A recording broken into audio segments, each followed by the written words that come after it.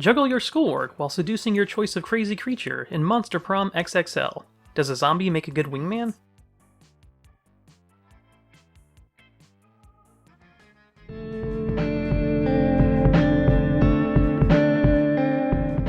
Monster Prom has a colorful, cartoony look juxtaposing playfulness with its mature humor. As a visual novel, there's not much to be said for any animation, but the visual style is very clean. All of the art looks great, but it's limited to static images with occasional changes in facial expressions, and your own character is almost never on screen. Despite being able to choose a character at the beginning of the game, it never feels like it pays off, as you don't see interactions between yourself and other characters. Most of the action is described instead of shown, which is normal for a dating simulator, but makes the visuals seem less interesting, especially with repeated playthroughs.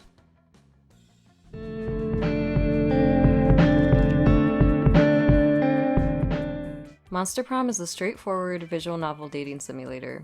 Over the course of 8 interactions, you can attempt to build up your relationship with one character and ultimately ask them to prom. You begin a playthrough by taking a 3-question quiz that will determine your starting stats, as well as which character you'll have a head start with. On some turns, you're presented with a choice of which part of the school to visit, and your choice will usually increase one of the stats that may or may not help you with your romantic pursuits.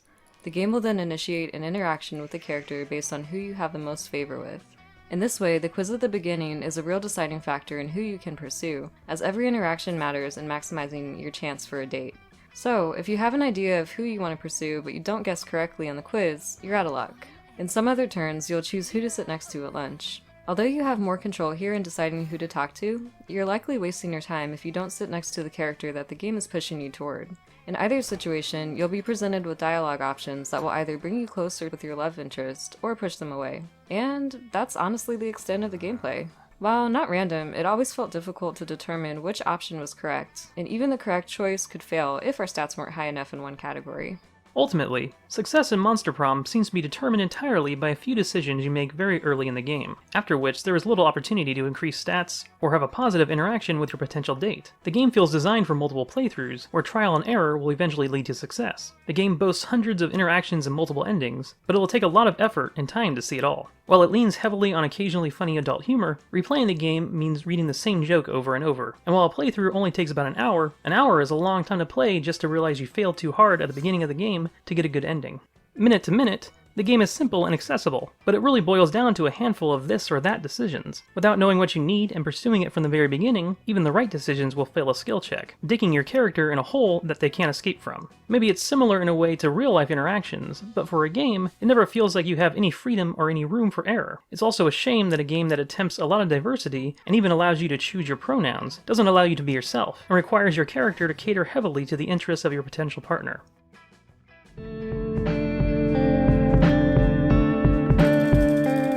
The coolest and most unique feature of Monster Prom is that it has a co-op mode. Although playing with a friend doesn't make the experience feel any less shallow, it's an interesting concept, and feels natural for a game that mostly consists of reading dialogue. Each player has the chance to feel engaged as you watch both love stories play out. Unfortunately, the stories are completely separate. There's a single minor point in each story where you can help or hurt the other player, but no other significant interaction between players. The game plays a lot like a party game, where each player takes turns deciding where to go in the school or who to sit next to, but you can only make one choice per day, and it can't be the same as the other player.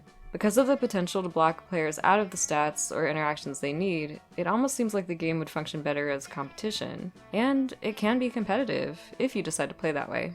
But success is so difficult, even when players try not to step on each other's toes, we can't imagine either will get very far if both pursue the same date. Even as we attempted to avoid conflict, there were moments where both of our interests were at the same cafeteria table, so only one of us could interact with them for that day. At the end of each day, there's a playful question to decide who will have first choice the next day, or you can randomize it if you can't or don't want to decide. This is the only other interaction the game allows between players, but it leans into the party game nature instead of having any impact on the story or gameplay.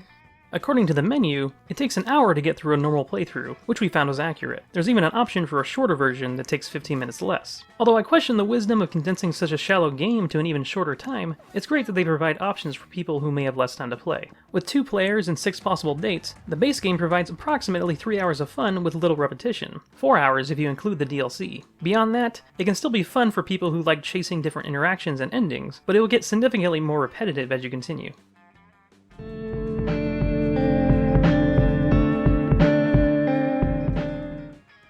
When you're succeeding, the story can be great. You might see a naturally following narrative with good continuity, topped off with a good ending. But if you're not consistently succeeding, everything feels disconnected, and the whole story feels unsatisfying.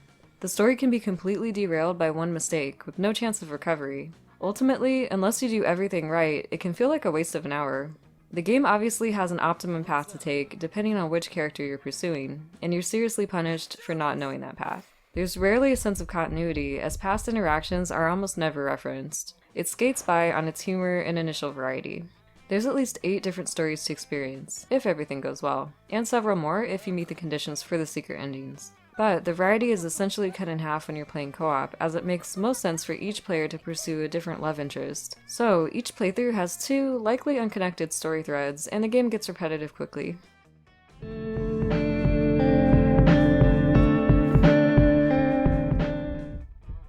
There were no technical issues to speak of. The game ran smoothly each playthrough with no noticeable glitches.